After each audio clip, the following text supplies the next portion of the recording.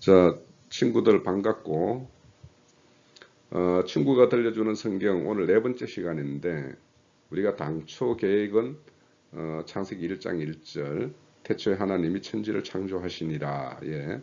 태초에 대해서는 우리가 지난주 살펴봤고, 오늘은 천지에 대해서 이제 좀 나눠보려고 그랬는데, 아무래도 우리 친구들하고 나하고 사이에 이런 어떤 소통의 어떤 그런 필요성을 좀 더 친구들이 설득력 있게 좀 뭔가 그런 것을 들어야지 이 시간들이 좀 친구들도 관심이 더 있을 것 같고, 또 아마 이런 앞으로 어떤 전거되는 내용에 대해서도 좀 더 신뢰를 바탕한 그런 어떤 우리의 어떤 소통이 될 수 있지 않을까라는 생각이 들어서 좀 오늘은 1시간 정도만 좀 그 다른 왜 성경을 우리가 그냥 우리 기록된 우리가 가지고 있는 개역개정이라는 성경책 그대로를 보게 되면 오해할 소지들이 많이 있는가, 그런 거에 대해서 좀 이렇게 예시를 들어서 내가 좀 한번 설명을 하려고 그래. 그래서 오늘은 좀 다른 어떤 번외의 시간으로 1시간을 가져볼게.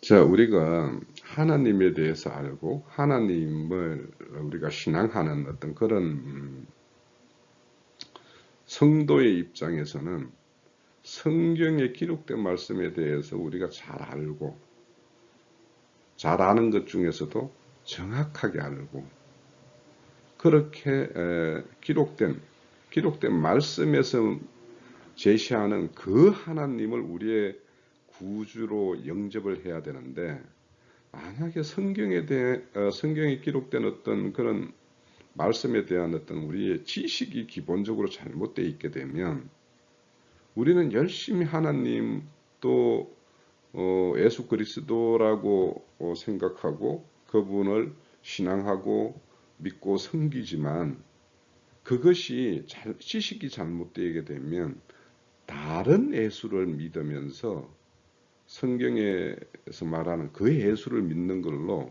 착각할 수가 있다고. 그래서 성경에는 다른 예수, 다른 영, 다른 복음 이런 말씀이 있어. 왜 그러냐? 그거는 기본적으로 기록된 성경의 말씀의 내용을 다른 방향으로 이해하게 되면 결국에는 다른 예수를 믿는 것이 돼. 그래서 우리가 이 성경에 보면 우리 베드로후서 3장 18절에 이런 말씀이 있어. 오직 우리 주 곧 구주 예수 그리스도의 은혜와 그를 아는 지식에서 자라가라, 이렇게 이야기를 해. 그를 아는 지식에서 자라야지. 그분을 알면 알수록 우리는 신뢰할 수밖에 없어. 그래서 아는 것과 믿는 것이 이렇게 나란히 이렇게 가는 것이 바른 신앙의 길이야.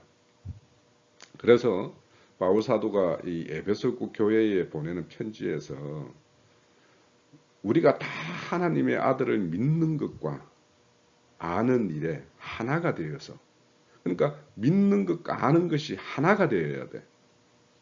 믿는 것 따로 아는 것 따로라도 이거는 문제가 되고, 믿는 것과 내가 믿는 것과 내가 그 하나님에 대해서 아는 것이 하나가 되어야지 온전한 사람이 된다고. 그래서 하나님의 자기 백성, 자기 자녀로 삼는 그 사람이 되기 위해서는 우리가 하나님에 대해서 정확하게 알아야 돼. 그리고 그 정확하게 알면 알수록 우리는 예수 그리스도가 어떤 분이고 그분이 어떻게 예언되어 있고 어떻게 실제로 오셨고 오셔서 어떤 일을 했으며 앞으로 우리에게 어떤 것을 또 약속으로 주셨는지에 대해서 우리는 알아야지만이 이 시간, 우리가 살아가는 이 시간에 주님이 이 땅에 오셔서 예언했던 그 말씀대로 세상이 돌아가고 예수님이 이 땅에 오셔서 우리에게 약속하셨던 그 약속은 이렇게 확정적으로 우리에게 보정이 되는 거구나. 이런 걸 알아야지. 알면 알수록 우리는 그 예수를 더 신뢰할 수 있어. 아니, 믿음이라는 거는 그렇잖아. 믿음이라는 건 내가 믿고자 한다고 해서 믿는 게 아니잖아. 믿음은 그냥 믿어지는 거잖아. 근데 그 믿어지는 것이 맹목적이고 맹신적이면 안 되잖아. 그런 거에 대해서는 우리 친구들도 뭐 너무도 잘 아는 것이기 때문에 우리 친구들이 그는 맹목적으로 맹신적으로 믿는 그런 친구들은 절대 아니라고 믿지. 그렇지만 우리 친구들이 가지고 있는 어떤 성경이나 이런 기록된 말씀에 대한 이해도는 어떤지는 좀 내가 정확하게는 알 수는 없지만 일반으로 그렇게 알고 있다라면 나하고 좀 더 이야기를 계속 해갈 필요가 있겠다라는 생각이 들어서 이제 오늘 이제 예시를 들은 거야. 한번 좀 더 들어봐. 자, 우리 앞장에서 우리가 온전한 사람이 되기 위해서는 믿는 것과 아는 것이 하나가 되어야지 온전하다고 그랬어, 그지? 그런데 모든 사람, 누구 하나 할 것 없이 각자에게는 각자의 이론과 각자의 주장이 있어. 또 각자의 생각이 있어.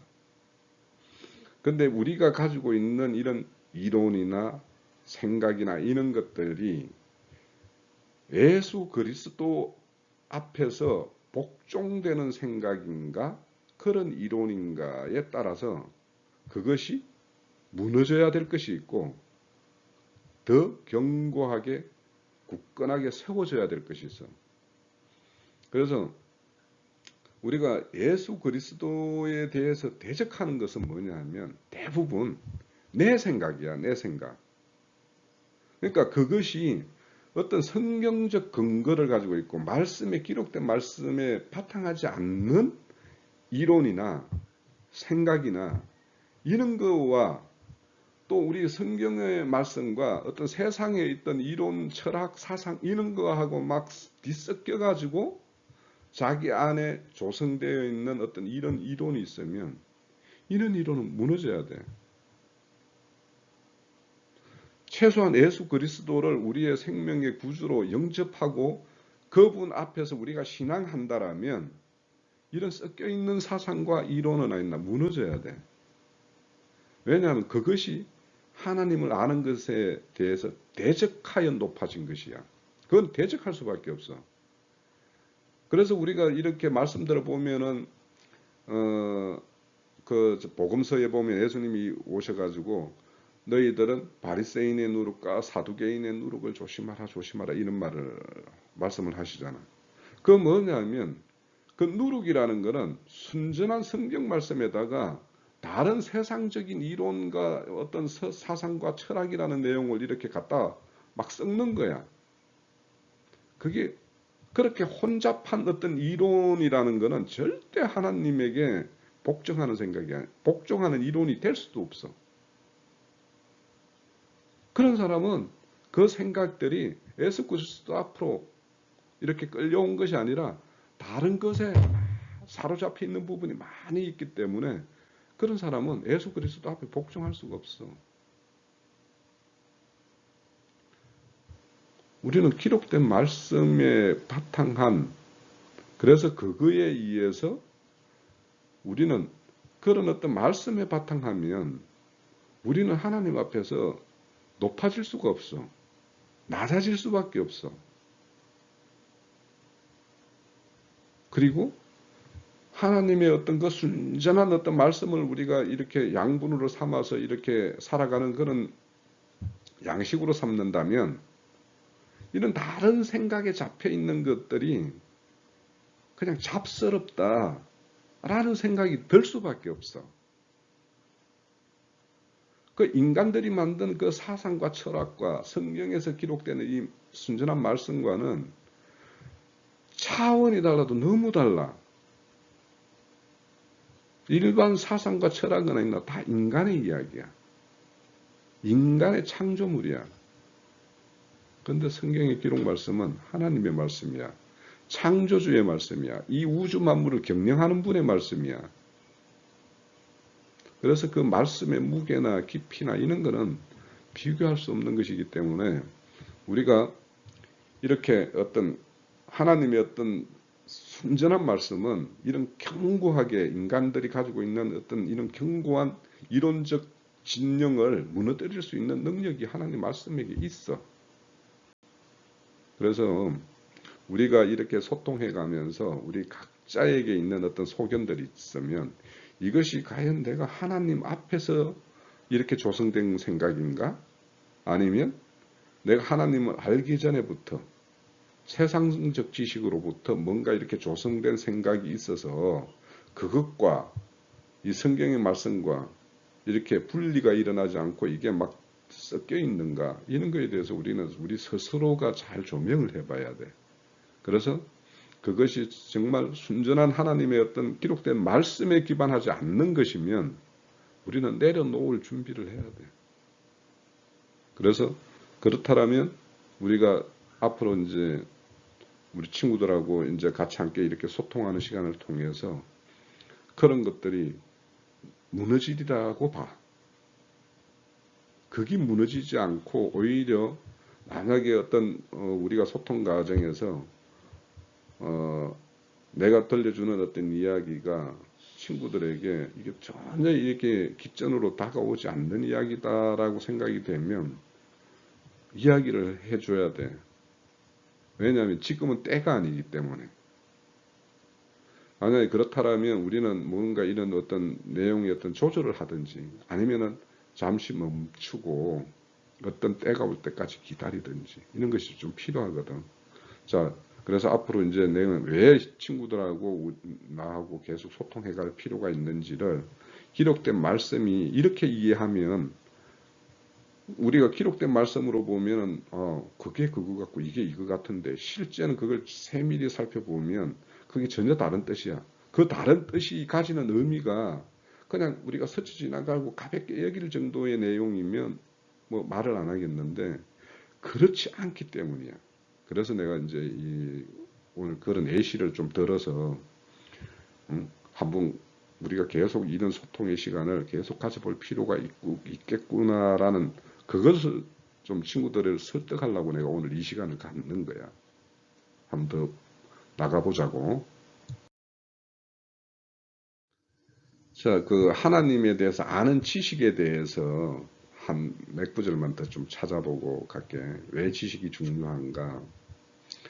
자, 호세아서 4장 6절에 보면 내 백성이 지식이 없으므로 망하는도다. 내가 지식을 버렸으니 나도 너희를 버려 내 제사장이 되지 못하게 할 것이요. 이렇게 말씀이 나와. 또 호세아 6장 6절에는 나는 인애를 원하고 제사를 원하지 아니하며 번제보다는 하나님을 아는 것을 원한다라고 이야기를 해. 자, 이처럼 이 호세아 선지자는 북이스라엘의 멸망하기 한 3, 40년 전에 세워진 선지자야. 북이스라엘의 요즘에 내가 그 교회에서는 아모스 강론을 하는데 아모스와 거의 동시대의 선지자로 활동을 했던 사람이 호세아야.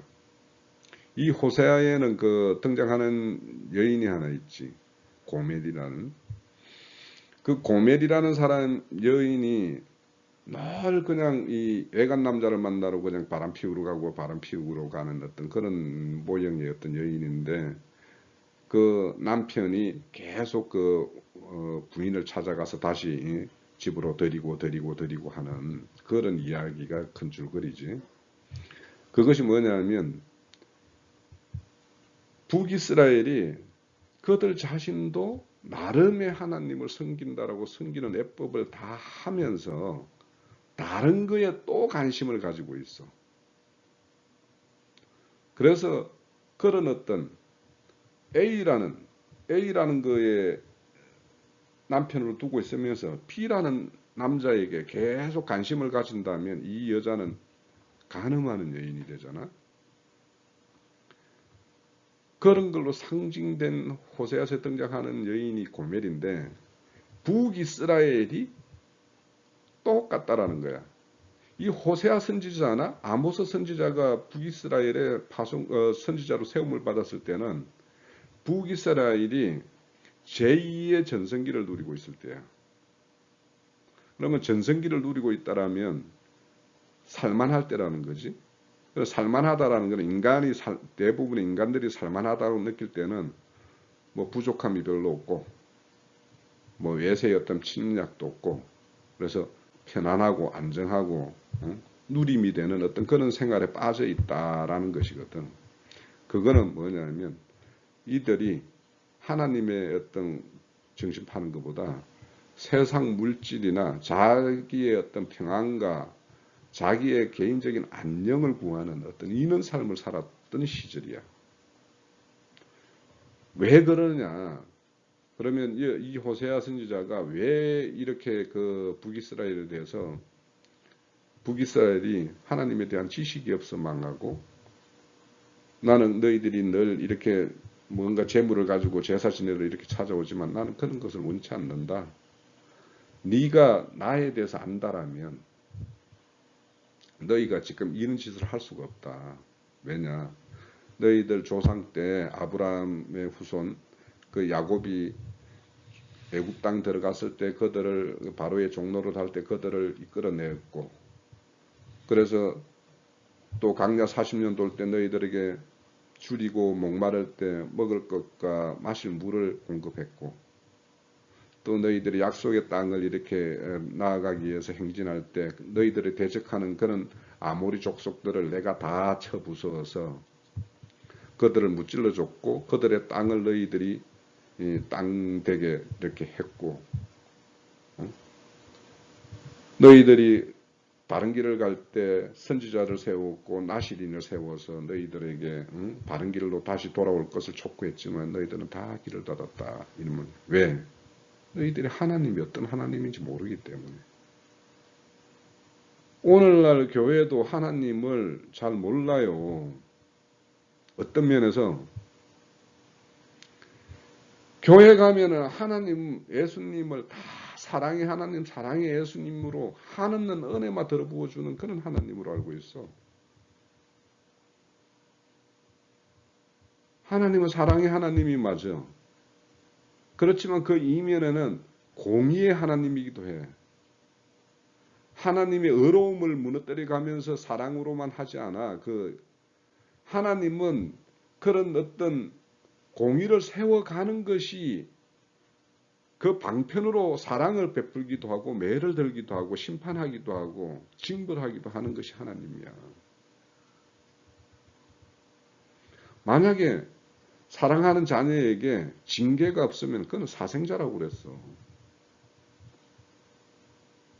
죽은 자식이라고 버렸기 때문에 그 자식에게는 매를 안 드는 것이지 정상적인 아비라면 자식이 곁길로 가고 잘못 길을 가면 매를 드는 것이야. 그런데 오늘날 교회에서는 하나님의 어떤 심판에 대해서 이야기를 잘 안 해. 지금 때가 어느 때인가를 잘 생각해 보면 지금은 이런 어떤 뭔가 씨 뿌리고 이렇게 물 주고 가꾸는 시기보다는 오히려 추수 때가 다 가까웠어. 추수 때 그때 여물지 않으면 그거는 불쑤시개 감으로 그냥 버려지는 거야. 지금은 교회에서 사랑의 하나님을 선포할 것이 아니라 심판의 하나님을 선포해야 될 그런 시점이라고. 그래서 오늘날 우리가 이 시기가 어느 시기인지 이런 것을 알면서 신앙을 해야 되는데 그런 시기에 대해서 우리가 조금만 이해를 가진다면 지금은 우리가 이렇게 이 하나님에 대해서 아는 어떤 그런 부분에서 우리가 정말 사랑의 하나님보다는 심판의 하나님, 두려운 하나님에 대해서 우리는 좀 더 좀 이해를 가져야지 내가 지금 잠자는 신앙이 아니고 깨어있는 신앙을 할 수가 있어. 자, 그래서 우리는 하나님이 지금 이 시대를 경영하는 어떤 그런 경륜 중에 어느 시기를 지금 지나고 있는지 내가 어디서 출발해서 어디를 간다라면 지금 내가 목표 지점에 중간쯤 왔는지 거의 목표 지점에 도달할 직전인지 이런 시점을 알고 좀 우리가 신앙을 한다라면 오늘날 이 시대가 돌아가는 걸 보면 우리가 진짜 긴장하지 않을 수가 없어. 자, 좀 더 나가 볼게. 자, 성경에 대한 어떤 지식이 왜 중요한지에 대해서 조금만 더 이야기를 해볼게. 고린도후서 11장 4절에 보면 바울 사도가 고린도 교회의 두 번째 편지에서 이런 말씀을 하셔.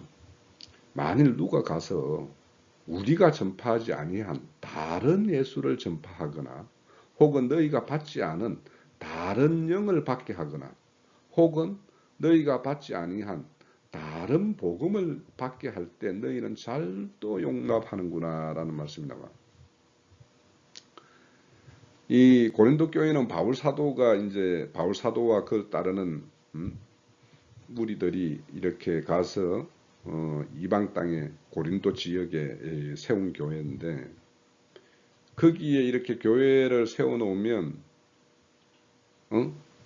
할레파 유대교 어떤 선생들이 랍비들이 와가지고 바울이 이렇게 복음을 전파한 그 복음에다가 다른 것들을 자꾸 이야기를 해서 그 사람 고린도 교회를 이루고 있는 그 어떤 그 지체들이 그런 걸로 이렇게 휩쓸려 가는 어떤 이런 모습을 보면서 바울 사도가 보낸 편지 내용이야.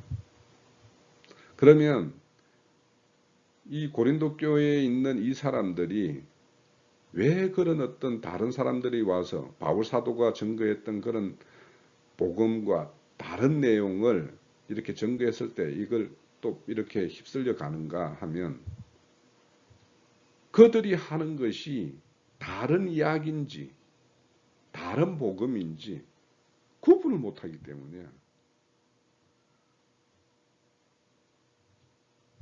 그래서 우리가 성경에 대해서 정확한 어떤 지식과 어떤 이해를 가지지 않으면 다른 사람이 이렇게 이야기해주는 그 어떤 내용을 그냥 그게 성경적인 어떤 그 정확한 지식이겠거니 하고 그냥 무비판적으로 받아들여. 그래서 지금 내가 친구들에게 내가 들려주는 이야기도 무비판적으로 받지 마. 얼마든지 비판해도 좋아. 비판의식을 가지고 있어야 돼. 막말로 내가 전혀 다른 예수, 다른 복음에 빠져 있고 하면 친구들이 나를 끄집어내 줘야 될 거 아니야. 그래서 우리는 그냥 맹신하는 신앙을 하면 안 돼. 만약에 내가 이야기를 이렇게 증거를 하는 내용도 정말 그런 내용이야? 그러면 요즘에 얼마나 좋아. 인터내셔널한 어떤 성경. 그런 인터넷 같은데 이런 걸 한번 조사를 해봐. 물론 그런 인터넷에서 이야기하는 그 수준들이 그렇게 높지가 않아. 그리고 그들이 증거하는 어떤 증거 내용이 그렇게 계시성이 성령의 어떤 조명에 의해서 막 계시가 밝아진 이런 말씀들이 그렇게 많지 않아. 나도 가능하면 내 안에 있는 모든 이야기를 하기보다는 우리 친구들하고 소통이 목적이기 때문에 친구들한테 뭔가 걸림이 되는 이야기를 나는 먼저 하지는 않을 거야. 그럴 필요도 없고. 그거는 시간이 우리가 서로가 이렇게 소통하면서 더 소통할 필요가 없다라고 느껴지면 그거는 우리는 중단을 하면 되는 것이지. 내가 만약에 친구들하고 이렇게 소통을 하는데 너무 나가는 이야기를 하면은 친구들하고 소통이 안 될 거 아니야. 그래서 지금 이제 오늘도 내가 이렇게 이야기하는 거는 뭐냐면 우리가 서로 어떤 신뢰를 쌓아보자는 취지에서 이렇게 이야기를 하고 있는 거야. 또 요한일서 4장 1절에 보면 사랑하는 자들아 영이 다 믿지 말고 오직 영들이 하나님의 속한 영인가 마귀에 속한 영인가 거짓 영에 잡힌 어떤 영인가, 세상에 속한 영인가, 이런 것들을 분별을 하라고 권면을 해. 그러니까 이런 우리가 지금 이렇게 소통을 하고 이런 하는 거는 뭐냐면, 이런 것들을 분별하는 우리 각자의 어떤 눈을 좀 한번 이렇게 바르게 좀 이렇게 정립을 해보자. 이런 취지에서 나는 소통을 하고 있는 거야. 그러니까 세상에 누가 성경책 들고 말한다고 해서 그게 다 성경의 말이 아닐 수 있다라는 거야. 그래서 우리가 이런 어떤 시간을 좀 가져보고 있는 거지. 좀 나아갈게. 자, 애시를 이제 본격적으로 들어볼게. 애시 1인데 빌립보서 3장 10절에서 11절에 보면 내가 그리스도와 그 부활의 권능과 그 고난에 참여함을 알고자 하여 그의 죽으심을 본받아 어떻게 해서든지 죽은 자 가운데서 부활에 이르려 하노니 이렇게 나와. 그럼 우리 개역개정에 보면 우리 한글로 된 기록을 보면 앞선 그 작은 일본어로 표시한 그 부활이나 그러니까 10절에 있는 그 부활이나 11절에 있는 그 부활이나 똑같은 단어예요. 그러면 우리가 이 성경을 우리 개역 개정 내용으로 그대로 읽으면 그냥 그리스도와 그 부활의 권능과 그냥 똑같은 부활로 읽게 되어 있어. 아, 그럴 거 아니야. 그런데 여기서 1번 앞선 그 10절의 부활과 11절에 있는 부활이 같은 내용이고 같은 의미라면 내가 여기에서 애시로 안 달아붙겠지. 다르다라는 거야. 근데 이런 거를 이제 이렇게 정확한 의미를 이해하려면 헬라의 어떤 사전이나 이런 걸 찾아보지 않으면 우리가 알 수가 없어. 근데 이 헬라어, 우리 그 신약은 헬라어로 기록되어 있는 게 이렇게 번역되어 있는 거거든. 그럼 그 헬라어를 찾아보면, 앞선 1번의 내용은 아나스타시스 해가지고 우리가 일반적으로 그냥 부활하는 어떤 그 내용이야. 그런데 2번에 말하는 이 부활은 엑스아나스타시스 해가지고 어떤 첫째 이런 의미가 가미되어 있는 그런 부활이야. 그래서 2번의 부활이라는 것은 합성어야. 특별한 어떤 데는 그거와 우리가 일반적으로 알고 있는 아나스타시스 그 부활이 합성어야. 그러면 이 빌립보서 3장 10절에서 11절의 내용은 우리가 일반적으로 교회 다니면 천국 가면 똑같은 천국 가고 부활하면 똑같은 부활하고 이런 거로 알고 있지. 좀 부활에 대해서 조금 이해를 더 아는 사람이면 요한복음 5장 29절인가 보면 심판의 부활과 생명의 부활과 뭐 이런 정도로는 이제 구분을 하지. 여기에서 부활의 차이는 그냥 심판의 부활과 생명의 부활이 아니야. 그런 차이를 말하는 게 아니야. 똑같이 부활을 하더라도 부활이 동일하지 않다라는 거야.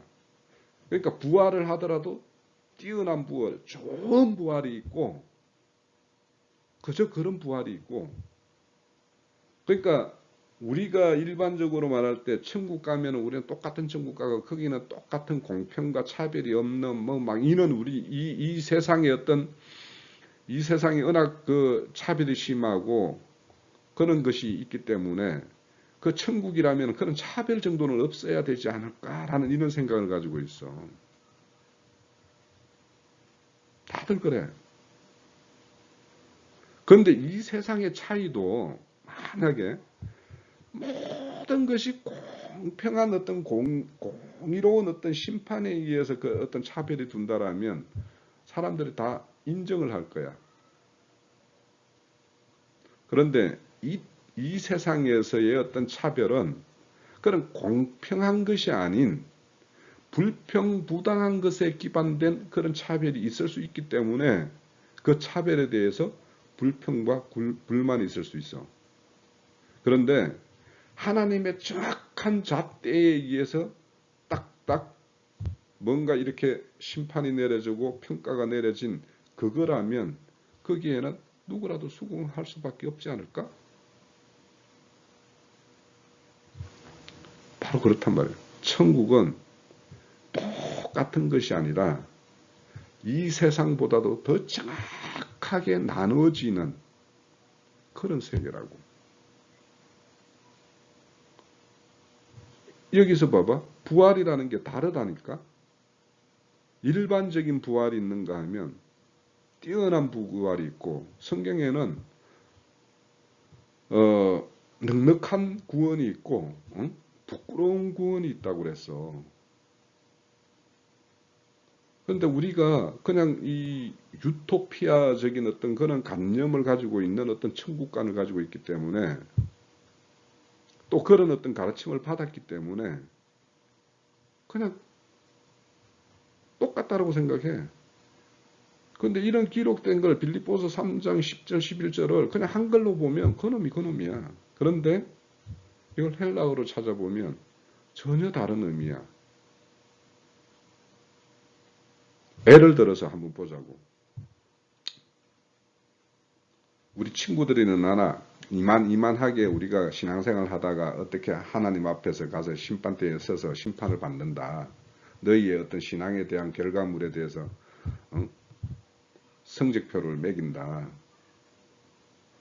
그렇다면 우리 성경에 기록된 그 바울 사도와 같이 모든 걸 걸고 이렇게 하나님 앞에 산 사람과 우리처럼 그만그만하게 산 사람이 동일한 평가를 받는다라면 그게 정당한 하나님일까?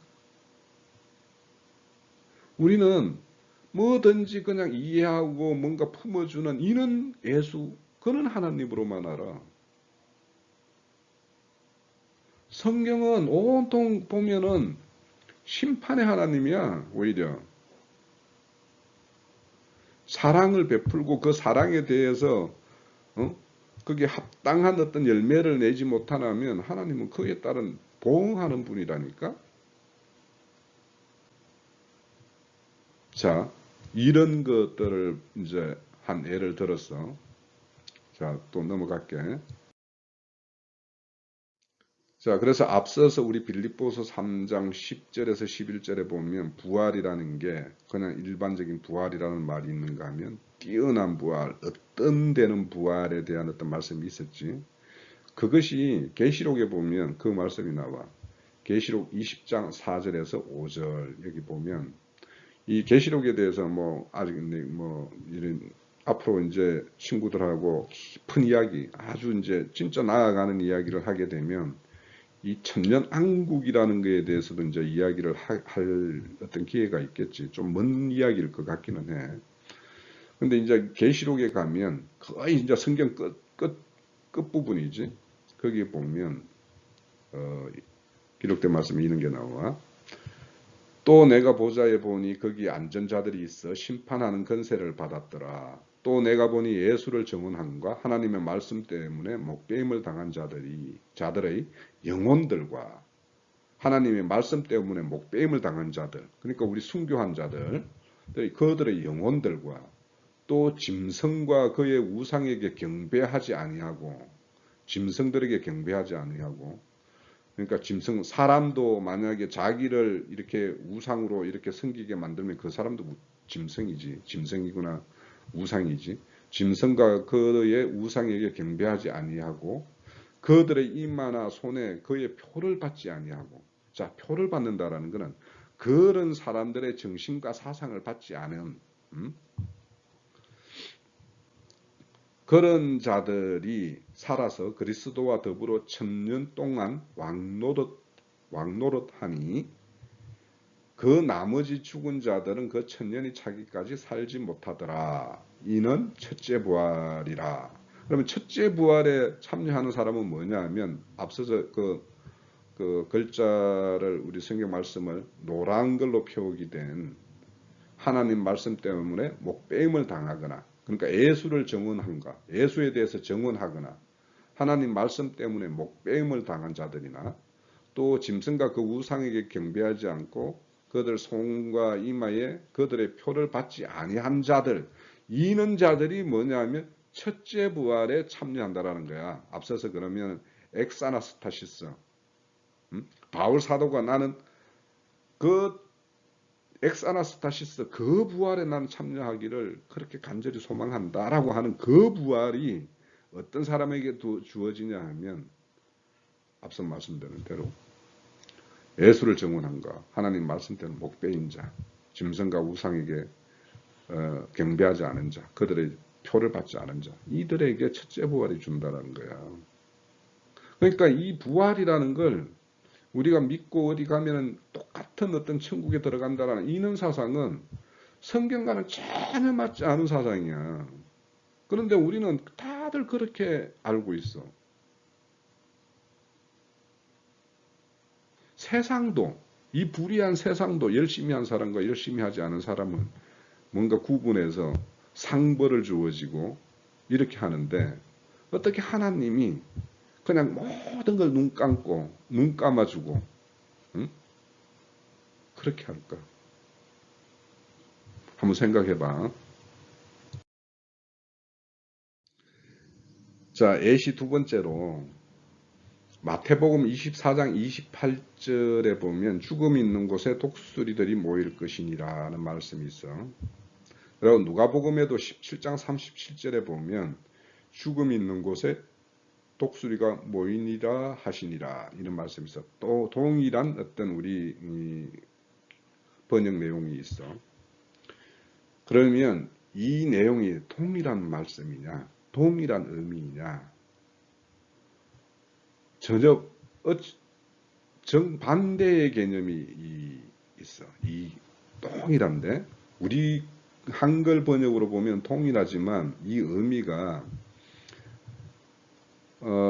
오늘 이 시간이 끝나고 나면 마태복음 24장 28절 그 앞쪽 부분에서 쭉 이렇게 전으로 이렇게 읽어보면서 맥락을 한번 이렇게 읽어보고, 누가복음 17장 37절 그 앞부분으로 해서 쭉 한번 읽어봐봐. 읽어보면 전혀 이 의미가 문맥상 맥락이 다른 의미, 오늘 내가 이야기하는 것들이 전혀 다른 의미였구나라는 게 아마 이해가 될 거야. 우선 우리 한글로 보면 똑같이 기록되어 있어. 그런데 그 내용을 이 헬라어 사전으로 좀 찾아보면 마태복음 24장 28절에서 말하는 그 죽음이라는 거는 헬라어로 푸토마 해가지고 떨어짐, 시체 이런 의미야. 근데 누가복음의 죽음이라는 거는 이 몸, 소마라고 해, 소마. 그래서 이 소마라는 거는 우리가 정상적인 몸을 이야기해. 그러면 만약에 이 몸이 이렇게 죽었다 하더라도 뭔가 하나님 앞에 순리대로 쓰임을 받고 그렇게 죽었을 때를 이걸 몸이라고 하고, 마태복음에서 저는 어떤 그냥 단순히 이제 죽어서 어떤 그 육신의 고기 덩어리처럼 이렇게 된 어떤 그런 걸 말할 때를 푸토마라고 이야기해요. 자, 그리고 또 마태복음 24장에서 말하는 모일 것이라는 말, 이거를 시나고라고 해요. 시나고. 마태복음에서 말하는 거는 우리 그 성경에 보면, 신약에 보면 이제 유대인들이 성전이 이제 무너지고 뿔뿔이 흩어졌을 때 각 지역에서 유대인들끼리 이렇게 모이는 회당이 있었어요. 회당. 그 회당이 뭐냐면 시나고게라고 해요. 시나고게. 그러니까 여기서 모이다는 뜻에서 왔다라는 뜻이지, 그 회당이. 그래서 마태복음에서 모인다라는 것은 어떤 본성에 의해서 이끌려서 이렇게 모인다라는 뜻이야. 자, 우리가 이 죽음 있는 곳에 독수리가 모인다라는 것은 우리가 이렇게 동물의 왕국이나 이런 데 보면 큰 들짐승이 그보다 작은 들짐승을 이렇게 잡아서 자기 어떤 양식 삼고 그 버려진 어떤 시체가 있게 되면 그 시체 있는 곳에 독수리가 모여서 그 나머지 그 살점을 찍어 먹는 우리는 그런 어떤 영상들을 본 기억이 있어. 그래서 마태복음 24장 28절에 죽음 있는 곳에 독수리가 모일 것이다라는 이 말은 정말 그런 어떤 육신의 어떤 그런 죽음이 있는 곳에 어떤 시체가 있는 곳에 들짐승이나 이런 건 그 살을 찍어 먹기 위해서 독수리가 모이는 것을 말할 때를 말하는 것이 마태복음 24장 28절이야. 그런데 누가복음 17장 37절에 여기에서 말하는 죽음은 이 죽음이라는 말이 그 소마야, 소마. 이 몸이야, 몸이라는 뜻이야. 그러니까 들짐승처럼 그렇게 어떤 짐승처럼 그렇게 이렇게 죽은 것이 아니라 정상적인 어떤 하나님이 우리에게 베풀어준 그런 어떤 정상적인 죽음이거나 아니면 하나님의 어떤 앞서서 우리가 살펴봤던 계시록 20장처럼 하나님의 말씀과 예수의 그 가진 어떤 말씀과 증거 때문에 목배임을 받은 어떤 그런 죽음. 그러니까 하나님으로 볼 때 이 육신의 어떤 죽음이 하나님이 보시기에 아름답게 죽었다라고 의미 있게 죽었다라고 하나님 앞에서 죽었다라고 말할 수 있는 그런 죽음들을 말할 때 이 쓰이는 단어야 이게. 그리고 여기에 누가복음에서 모인이라는 말이 에피시나고요. 그러니까 에피라는 단어가 하나 앞에 붙어 있어. 그러니까 이 에피라는 말은 위에 모인다는 뜻이야. 위에. 에피라는 거 위에. 신하고는 모이다. 위에 모이는 거야.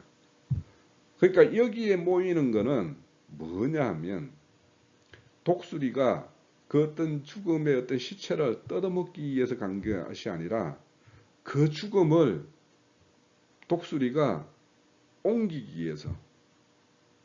그렇다면 여기에서 말하는 거는 정말 육신의 그거를 막 이렇게 어디 독수리의 등에 메고 옮긴다라는 것이 아니라 하나님의 어떤 그 죽음의 어떤 영혼을 독수리가 하나님 존전 앞으로 이렇게 업어가는 천사들의 어떤 모양으로 여기에 이렇게 찾아온 그런 걸 형상하고 있는 것이 누가복음 17장 37절이야. 이렇게 우리 한글로 기록되어 있는 성경으로 보면 동일한 어떤 낱말이고 그런 구조로 이렇게 되어 있는데 의미상으로 전혀 달라. 그래서 이것을 그냥 그 성경의 전후 맥락으로 읽어서는 좀 이해하기가 그렇게 맥락으로 읽어도 내가 지금 이야기한 걸 듣고는 읽으면 아 그런 의미구나라고 이렇게 의미가 올 텐데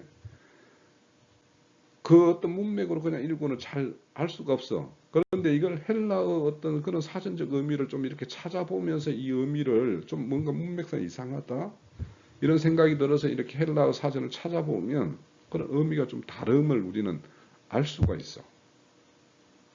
자, 그러면 여기서 말하는 이 독수리라는 걸 우리는 선입견을 가지고 있기 때문이야. 우리가 본 거는 동물의 왕국에서 봤거든. 그런 이미지를 가지고 있거든.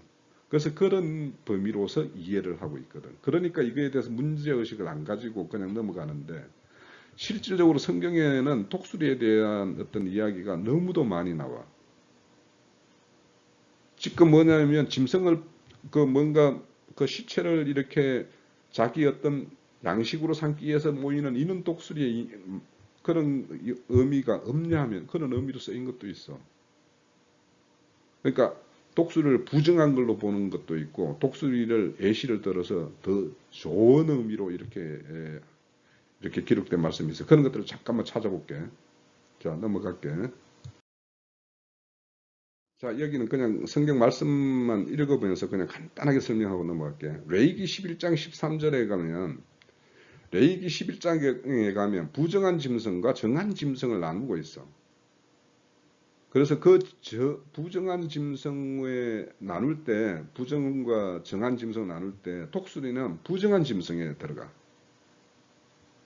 그래서 솔개와 독수리와 물수리와 이런 것 같은 거를 부정한 짐승으로 분류를 하고 있어.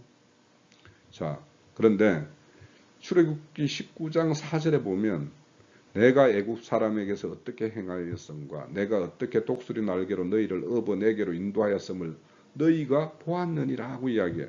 그러니까 실질적으로 애굽의 종로로 하던 그 이스라엘 민족을 하나님의 종 모세를 세워서 실질적으로 그들을 바로에서 이렇게 해방시켜서 이렇게 나오게 했거든. 근데 그걸 어떻게 표현하냐 하면 독수리 날개로 업어서 이렇게 너희들을 인도했다 이렇게 표현을 하고 있어. 자, 또 신명기에 보면 마치 독수리가 자기의 보금자리를 어지럽게 하며 자기의 새끼 위에 너풀거리는, 자기 새끼를 이렇게 보호하기 위해서 너풀거린단 말이야. 그의 날개를 펴서 새끼를 받으며 그의 날개 위에 그것을 업은 것과 같이 여호와께서 홀로 그를 인도하셨고, 똑같은 위에 출애굽기 내용과 동일한 어떤 내용이지. 그러니까 독수리가 독수리 새끼를 보호하고 그 새끼를 업어서 이렇게 인도해냈듯이 너희들을 그렇게 해냈다라는 거야. 그걸 이야기하고, 또 시편 103편 5절에 보면 좋은 것으로 내 소원을 만족하게 하사 내 청춘을 독수리같이 새롭게 하시는도다. 그러니까 독수리는 여기서 뭐 어떤 거야? 하늘 창공을 날라서 힘차게 차오르는 그런 어떤 걸 표현해서 내가 참 소망 없었는데 내 어떤 소망을 그렇게 높은 차원의 어떤 소망을 갖게 했다라는 어떤 의미로서 이렇게 말씀을 기록하고 있어. 또 볼게. 자, 뭐 앞서 쓴 내용과 뭐 유사한 내용일 것 같기는 한데 이사야서 40장 31절에 보면 오직 여호와를 앙망하는 자는 새 힘을 얻으리니, 앞서서는 독수리 같은 그런 소원의 어떤 내 어떤 청춘의 소원을 갖게 했다 이렇게 이야기했지. 여기는 여호와를 앙망하는 자는 새 힘을 얻으리니 독수리가 날개를 치며 올라간 같을 것이요 이렇게 표현을 하고 있어. 또 에레미야 49장 22절에는 보라 은수가 독수리같이 날아와서 그 날개를 보스라 위에 펴는 그날에 에돔의 용사와 마음이 진통하는 여인과 같이 되리라 하시니라. 자, 보스라는 그 에돔의 성읍이야. 그 에돔은 그 야곱의 그 쌍둥이 형 에서의 후손들인데, 이 에돔이 이스라엘에게 늘 패악질을 했어. 같은 혈통에서 났음에도 불구하고, 같은 형제의 나라임에도 불구하고 이스라엘에 나아가는 길을 늘 방해를 했고, 이방 나라가 이스라엘을 와서 이렇게 치거나 이렇게 하면 그들을 도와서 같이 합세해서 치거나, 또 그들에 의해서 이렇게 피난하는 뿔뿔이 흩어지는 그들을 추적해서 잡아서 자기들을 종로로 하게 하는 이런 일을 했던 것이 뭐냐면 에돔이야. 근데 이 에돔에 대해서 심판의 어떤 걸 군사를 동원해서 그들을 심판을 할 때 이렇게 독수리와 같이 날아와서 그 날개를 보스라이에 펼 것이다 라고 이렇게 묘사를 해. 또 에스겔서 10장 14절에 보면 그룹들에게 각기 네 면이 있는데 첫째 면은 그룹의 얼굴이요, 둘째 면은 사람의 얼굴이요, 셋째는 사자의 얼굴이요, 넷째는 독수리의 얼굴이더라 이렇게 돼 있어. 이 그룹이라는 거는 뭐냐? 하나님을 이렇게 옹이하는 천사들이야. 그 하나님을 옹이하는 천사들의 얼굴을 사람의 얼굴, 사자의 얼굴, 독수리의 얼굴 이렇게 묘사를 해. 그러니까 이는 의미는 우리가 단순히 시체를 뜯어먹는 그런 어떤 독수리가 의미가 아니라 하나님에 의해서 쓰임 받고 하나님의 어떤 높은 차원의 어떤 그런 걸 상징하는, 그러니까 독수리는 새들의 왕 아니야. 사자는 땅의 짐승들의 왕이고. 그래서 그런 걸 묘사하는 걸로도 독수리는 써요. 또 계시록 12장 13절에서 14절에 보면 용이 자기 땅으로 내쫓 친 것을 보고 남자를 낳은 여자를 박해하는지라 그 여자가 큰 독수리의 두 날개를 받아 강야 자기 곳으로 날아가 거기서 그 뱀의 낯을 피하여 한때 두때 반때 양육을 받으며, 이렇게 이야기해요. 그러니까 용이 이 땅에 와서 아이 낳는 이 여인을 이렇게 박해한단 말이야. 여자를 박해해. 이 성경에서 여자라는 것은 대부분 이 교회를 상징해. 그래서 그런 어떤 교회를 박해하니까 그 여자를 큰 독수리 날개를 받아 강야 자기도 안전한 곳에 가서 이렇게 양육해서 그 아이를 순산할 수 있도록, 응? 또 거기서 한때 두때 반때 양육을 받게 했다. 이렇게 기록해. 그러면 여기서도 독수리는 하나님의 어떤 쓰임에 의해서 그 핍박받는 여인을 온전한 어떤 강야로 옮기는 그 어떤 사람들의 어떤 그런 어떤 그 수고를 독수리가 날개를 얻고 그들을 강야 어디 안전한 곳으로 옮겼다, 이렇게 표현을 한다고. 그러니까 독수리를 우리는 이런 어떤 죽음이라는 그 앞에다 독수리를 놓으니까 우리는 이런 어떤 동물의 왕국 이런 연상으로만 이렇게 생각을 하는데 그렇지가 않다. 그래서 우리가 성경에 기록되어 있는 게 마태복음의 24장의 기록과 누가복음 17장이 우리 개역개정으로 보면 똑같은 말인 것 같은데 그 의미가 전혀 다르다. 용을 통해서 뭔가 그 죽음의 어떤 그걸 옹리하는 모습인 건가 하면 심판으로 계시록 19장에 보면 하나님에게 대적하는 자들을 다 하나님이 그 충성이요 뭐 만왕의 왕이신 그 미가엘 천사장이 다 무찔러서 그것을 새의 밥으로 주는 어떤 이야기가 나와.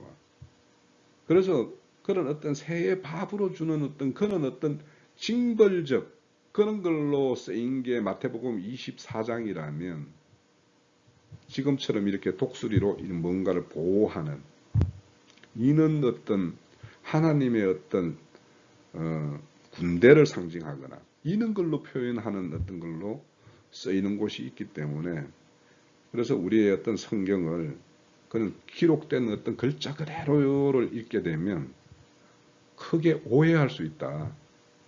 첫 예시에서도 부활이면 같은 부활이 아닐 수 있다라는 것이 성경이 기록하고 있고, 이렇게 죽음에도 이렇게 하나님의 어떤 옹의를 받는 이런 죽음이 있는가 하면 들짐승 밥으로 내어주는, 우리 속된 말로 개죽음을 당하는 어떤 그런 걸로 이렇게 표현되는 이런 것도 있다. 또 넘어가 볼게. 자, 성경의 말씀을 심히 오해해서 번역한 개역 개정 내용을 좀 예시로 들었어. 이 내용은 중요해. 그래서 이 말씀은 좀 잘 듣기를 바래. 로마서 3장 22절에 보면 곧 예수 그리스도를 믿음으로 말미암아 모든 믿는 자에게 미치는 하나님의 은은 차별이 없느니라, 이렇게 되어 있어. 예수 그리스도를 믿는 믿음으로. 그러니까 이 여기의 주체는 뭐냐면 우리가 예수 그리스도를 믿는다고 이야기하잖아, 그지? 그러니까 예수 그리스도를 믿는 우리의 믿음으로 말미암아, 이렇게 내용으로 되어 있어, 그지? 자, 내가 다 표시되어 있어. 갈라디아서 2장 16절에 보면 오죽 예수 그리스도를 믿음으로 말미암아, 똥이란 내용이지. 갈라디아 3장 22절에도 예수 그리스도를 믿음으로 말미암아. 빌립보서 3장 9절에는 보면 그리스도를 믿음으로 말미암아.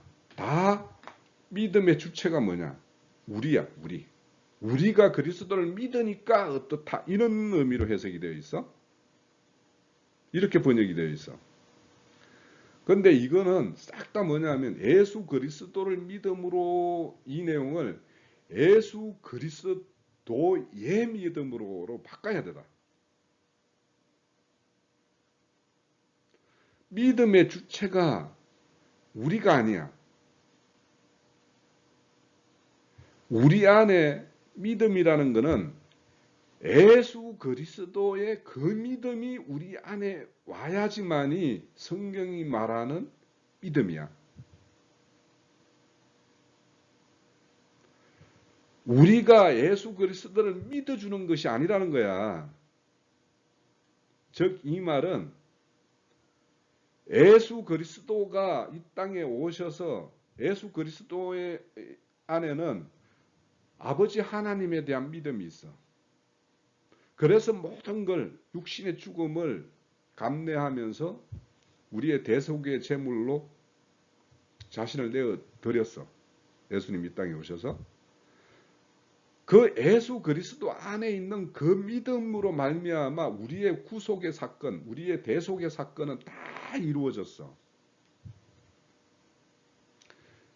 그래서 우리에게 이런 어떤 하나님의 의가 차별이 없거나 또 어떤 우리가 어렵다함을 받는 거나 또 우리가 약속의 자녀로서의 어떤 하나님이 우리에게 주어진 그 약속을 우리가 약속의 어떤 기업을 받는 거거나 이런 모든 내용은 뭐냐면 예수 그리스도의 그 믿음이 이루어 놓았고 그 믿음이 우리 안에 들어와야지만이 우리에게도 동일한 이런 것이 성경의 말씀이 증거하는 이 내용이 우리에게도 유효하게 적용되는 거야.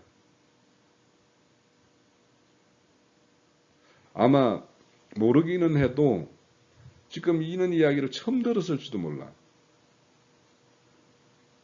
우리는 예수님을 믿어드리려고 용 쓰면 안 돼. 그거는 인간의 믿음이야. 그런 믿음은 언제든지 예수를 배신할 수 있어. 예수로부터 돌아설 수가 있어. 그런데 예수님이 가지고 있던 예수님이 이 땅에 오셔서 행한 때 하나님 아버지에 대해서 가지고 있는 그 믿음은 변함이 없는 믿음이야. 그 믿음이 우리한테 와야 돼. 그 믿음이. 그래서 그 믿음이라는 것은 믿음이라는 말에는 의미에는 설득당하다라는 의미가 있어. 그러니까 우리는 하나님의 말씀에 대해서 이런 어떤 증거를 듣든지 성경 말씀 기록된 말씀을 보든지 이런 내용에 의해서 우리는 설득당해야 돼. 그 설득당함으로 인해서 예수 그리스도에 의한 가지고 있던 그 믿음이 우리한테 오는 거야. 또 설득당한다라는 것은 결국에는 성령이 우리에게 오셨지. 우리에게 성령이 와야 돼. 성령이. 그 살려주는 영, 고린도전서 15장 44절인가 3절에 보면 첫 아담, 창세기 3장에 이렇게 2장 3장에 기록하고 있는 그 아담은 하나님이 흙으로 빚어서 생기를 이렇게 부어 넣었을 때 생령이 되었다라고 그러지.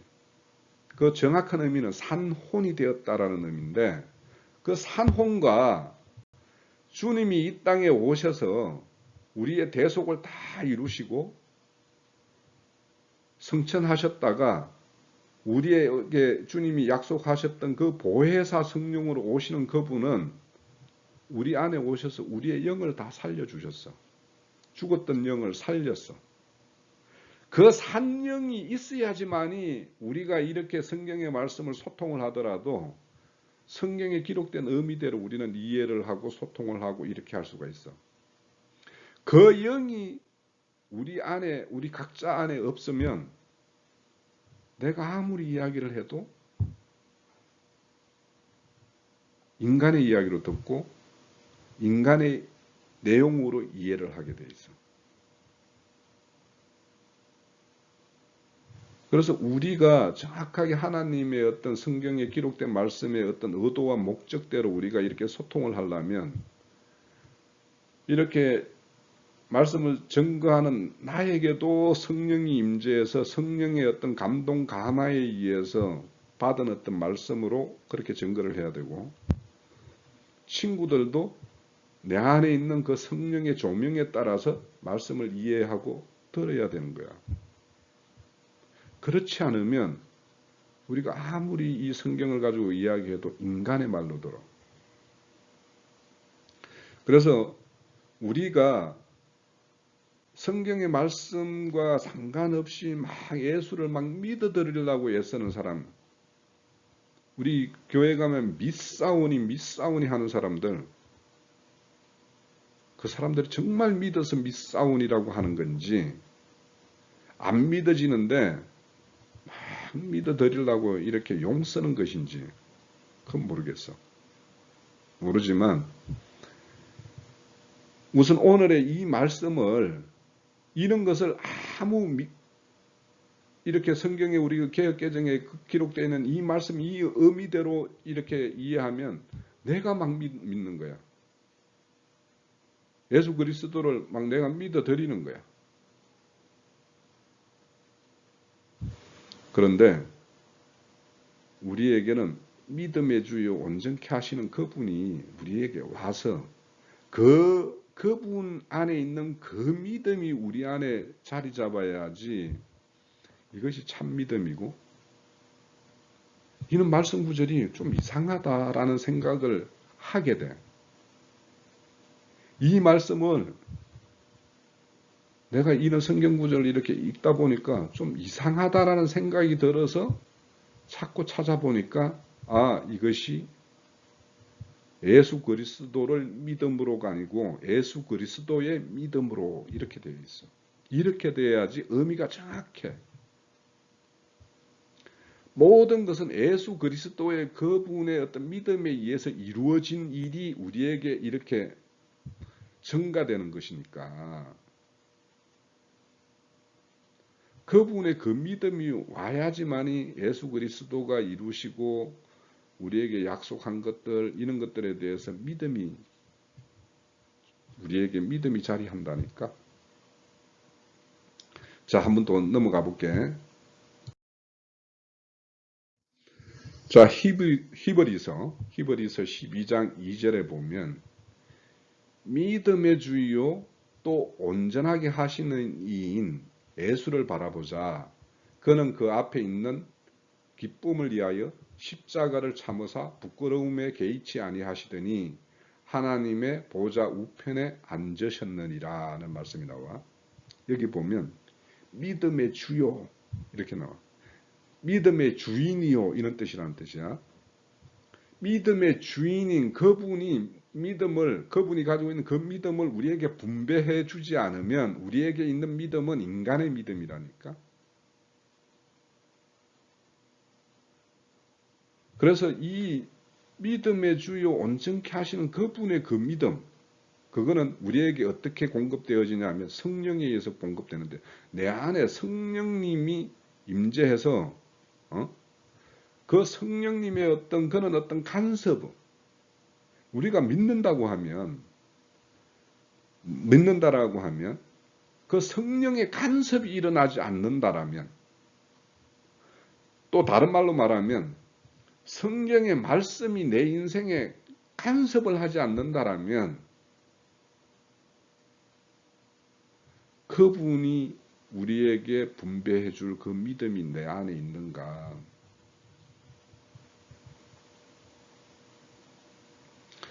이런 믿음을 가진 것과 내가 그냥 성경을 있잖아 무슨 양서로서 생활의 어떤 그냥 양서로서 이렇게 접하는 거는, 한마디로 말하면 그 성경을 양서로 그냥 좋은 어떤 앞서서 말했던 인도 간디처럼 그냥 좋은 책으로 이렇게 하면서 가까이 하는 사람은 심히 하나님을 모독하는 거야. 그런 거라면 차라리 그만두는 게 좋아. 이거는 성경은 있잖아. 이 세상에 좀 뭔가 인간답게 살고 뭔가 남들에게 뭔가 좀 인간구실하면서 살기 위해서 이 말씀의 어떤 가르침을 좀 이렇게 응용하겠다 이런 생각을 가지고 있는 사람이면 주위에 그런 사람 보이면 성경책 좀 접으라고 그렇게 건면하는 게 맞아. 왜냐하면 그렇게 하면 그 사람의 형벌이 더 커. 차라리 하나님을 모르고 그냥 모르면 그렇게 살면 그런 어떤 심판이지만 성경을 가지고 불경식으로 성경을 들고 불교식으로 그렇게 믿는 거는 심히 하나님을 욕보이는 거예요.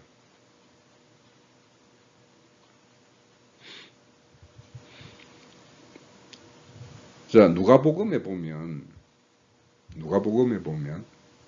잃어버린 양 100마리 중에 잃어버린 양 한 마리를 찾는 이야기와 10드라크마 중에서 한 드라크마를 잃어서 그걸 찾는 사람의 이야기와 또 두 아들 중에서 잃었던 둘째 아들을 찾는 이야기가 누가복음 15장에 나와 있어. 여기 보면 이런 것들을 찾는 것을 뭐라고 표현하냐면 한 사람의 회개로 표현해. 한 사람의 회개라는 거는 믿음의 주의 온전케 하시는 주의 그 믿음이라는 게 우리한테 와야지만이 사실은 아닌데 회개라는 게 일어날 수가 있어요. 그 믿음이 나에게 촉발하는 것이 그분의 믿음이 와야지 진정 내 안에서 회개가 일어나. 회개는 있잖아. 그냥 우리가 막 그냥 과거에 어떤 거 뭐 잘못했습니다 이런 것이 아니야. 회개는 내가 지금까지 신처럼 생각했던 것들을 참 하나님인 예수 그리스도를 참신으로 알고 그분 앞으로 완전히 돌아서는 것이 이게 회개야. 다른 말로 말하면 세상신, 돈신, 세상 명예욕 이런 것들이 만약에 있었다면 이런 걸로부터 돌아서서 예수 그리스도 앞으로 완전히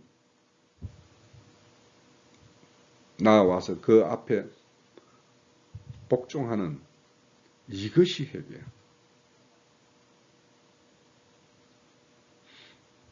회개는 히브리의 어떤 그런 의미를 이렇게 글자 내용들로 보면 강을 건너고 돌아갈 보트. 내가 강을 건널 때 건넌 나룻배나 보트가 있다면 그 보트를 불태워 버리는 것이 회개야. 그래서 돌아갈 길이 없는 거. 돌아갈 생각도 없고 돌아갈 이유도 없고 그것이 온전한 회개야. 그래서 이 회개를 한다라는 것은 우리에게 참 믿음의 주인 그분의 어떤 믿음이 우리에게 분배되지 않으면 그분의 어떤 영 회개케 하는 통해 자복케 하는 그 어떤 믿음의 주가 우리에게 분배하는 그런 영이 우리에게 오지 않으면 우리는 참 회개가 안 돼. 그래서 우리가 앞서서 이제 로마서나 뭐 이 갈라디아서나 이런 어떤 믿음을 예수 그리스도를 믿음으로 우리가 어떻게 믿음의 주체가 되어서 하는 이런 믿음이 아니라 그분의 믿음으로 인해서 이루어진 것들 그런 사실들을 이야기한 구절들이야 다. 그래서 우리가 이런 어떤 지금 예시를 이제 세 번째 보고 있는데 이런 어떤 내용들이 그냥 우리가 일상적으로 모르겠어 친구들 주위에서 이런 그 성경의 어떤 내용을 읽어주는 어떤 그런 주변에 어떤 사람들이 있는지 모르겠지만 이런 것들이 있기 때문에 내가 친구들하고 좀 소통을 해보자. 우리는 정확한 하나님을 알고 정확한 믿음의 어떤 길을 가다가 육신의 이 장막을 벗었을 때, 주 앞에 섰을 때, 아니 마태복음 7장에 보면 주여 주여 하는 자가 다 천국에 갈 것이 아니요 하나님 뜻대로 행하는 자라고 야만 천국에 간다고 그러잖아. 그럼 하나님이 어떤 하나님이고 그분의 뜻이 어떤 뜻인지를 우리가 잘 알지 못하면서 교회 생활을 가가지고 뭐 충성봉사 한다고 해서 그게 충성봉사가 안 된다니까요. 우리 이 크리스찬들은 이 인간들의 어떤 세상의 어떤 박애주의자적인 어떤 그런 어떤 걸 실행하는 사람들이 아니에요. 여기는 정확하게 생명의 어떤 이야기를 하는 곳이에요. 생명을. 그래서 우리가 그것도 중요합니다. 인간이 다른 어떤 같이 어떤 사회를 이루고 공동체를 이루고 살아가는데 그런 어떤 몰인정하고 그런 것은 그거는 성경을 통해서 안 배워도 우리가 세상 살아가는 어떤 사회 지식을 통해서도 그거는 얼마든지 배우는 것이기 때문에 그것을 성경에서 성경책 들고 그거 배울 이유는 없어요. 그거는 그거 배우려고 교회 갑니까 우리가? 그걸 몰라서? 성경은 그런 걸 이야기하는 것이 아니다. 그래서 우리가 좀 더 친구들 나하고 좀 더 이야기해 볼 필요성이 있지 않을까. 나 그거 설득하고 있는 거야. 오늘도 자꾸 길어져서 미안해. 그래도 뭐 1시간에 이렇게 묶어서 이야기할 수밖에 없어서 이렇게 좀 긴 시간을 이야기했는데 이제 마무리를 좀 해야 되겠어. 이 마무리는 우리가 왜 하나님에 대해서 이렇게 기록된 말씀에 대해서 좀 더 정확하게 깊게 알아야 되는가 하면 우리 하나님이 우리 이 인간의 이 어떤 지혜와 지식 한 사람의 어떤 거기에 갇힐 수 있고 한 사람이 다 이해할 수가 없는 분이야. 그지? 우리 인간 각자의 어떤 지혜의 한계라는 것은 우리 너무도 이렇게 제한적이고 분명한 거잖아. 그럼에도 불구하고 하나님은 하나님 자신에 대해서 너희들이 조금이라도 잘 알고 이해하고 그래서 하나님 편으로 온전히 속하여서 하나님 편이 되어서 그렇게 이 땅에 어떤 육신을 입고 살다가 영원한 어떤 하나님의 어떤 예비된 그 하늘의 한성을 그렇게 예비해 놓으셨는데 거기로 오라는 거예요. 그런데 그분께서는 이 영원부터 만물을 창조할 때 그 하나님은 이 비밀의 경륜을 가지고 있어. 이 경륜이라는 거는 헬라어로 오이코노미아인데 하나님의 집을 하나님의 방식대로 하나님의 어떤 시간표대로 경영하고 분배하는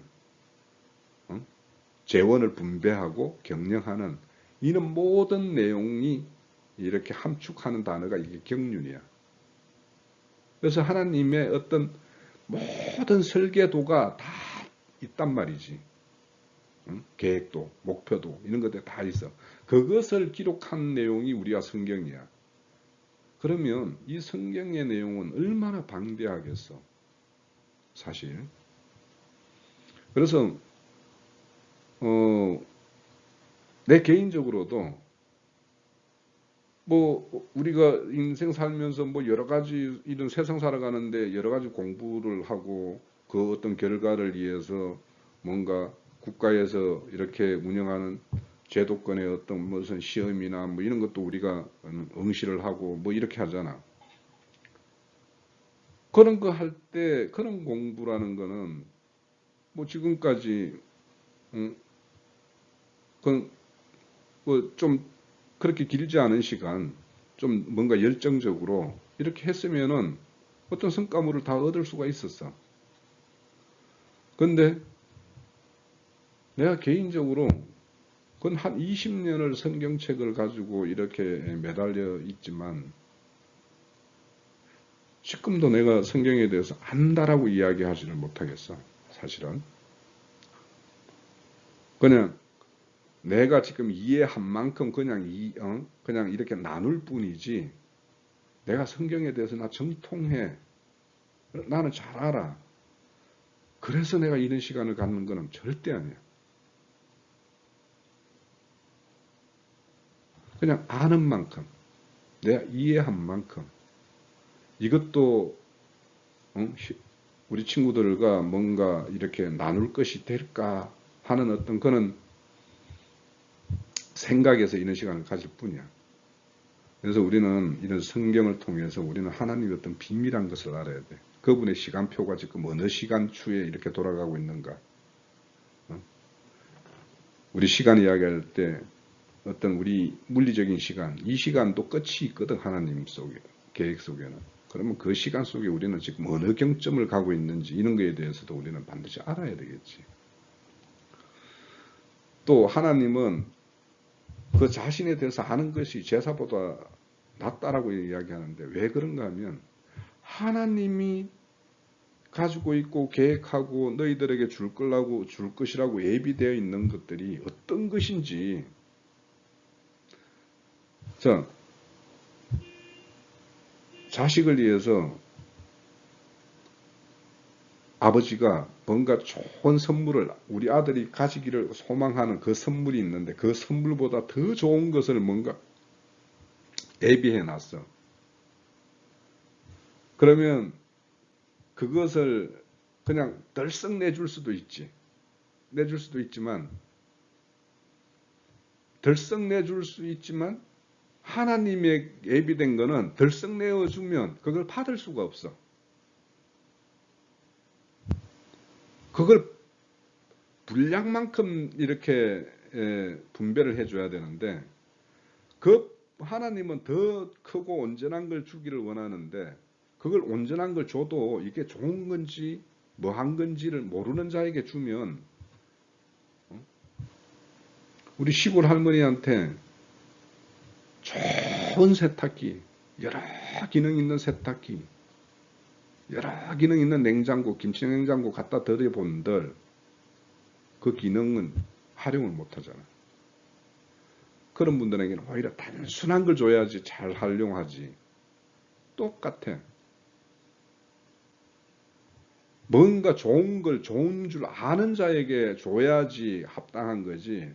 좋은 걸 줘도 좋은 줄도 모르고 그래서 그걸 내팽개칠 수밖에 없는 자들에게 주는 것은 하나님이 그런 어떤 무모한 하나님이 아니거든.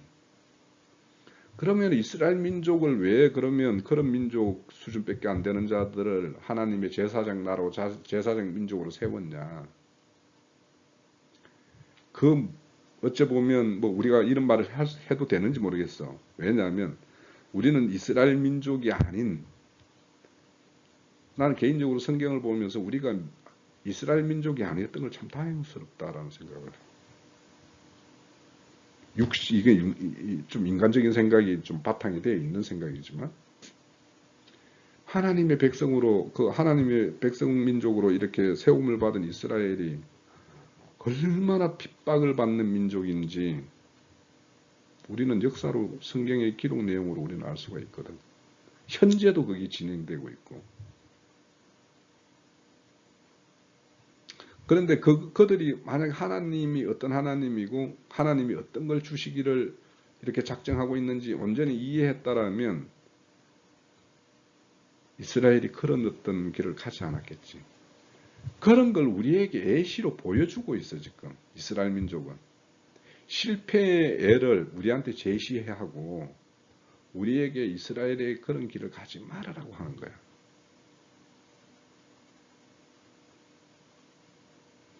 그래서 우리가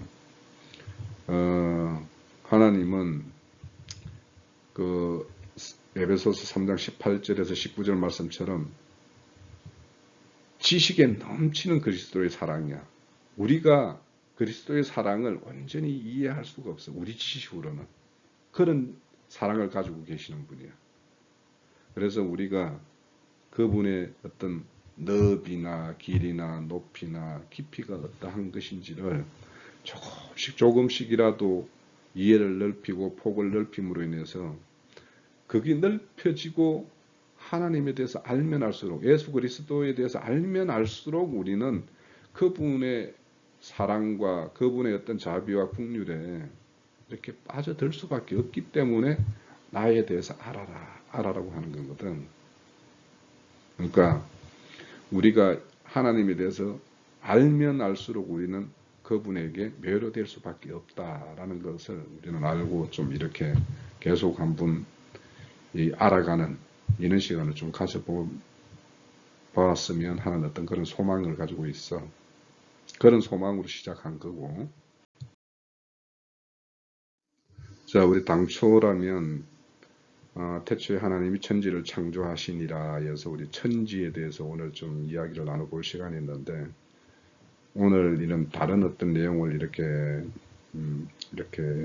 삽입해서 이렇게 말씀을 전가한 이유는 성경의 어떤 기록의 말씀이 이런 어떤 우리가 더 세밀하게 이렇게 챙겨볼 내용 이런 것이 있고, 이런 걸 통해서 우리는 하나님에 대해서 더 정확한 이해를 기반해서 우리는 신앙을 해야 되기 때문에 그런 어떤 의미를 좀 이렇게 친구들로부터 호응받고 싶어서, 그래서 이렇게 특별한 시간을 가졌어. 어떻게 들었는지 모르겠는데 좀 더 우리가 이런 걸 기반해서 우리가 좀 더 계속 소통할 필요가 있지 않을까, 그런 생각에서 이렇게 했으니까 잘 한번 새겨보고 예정대로 다음 시간에는 천지에 대해서 좀 이야기를 나눠보도록 할게. 자, 고맙고 친구들 바이바이. 다음 주 봐.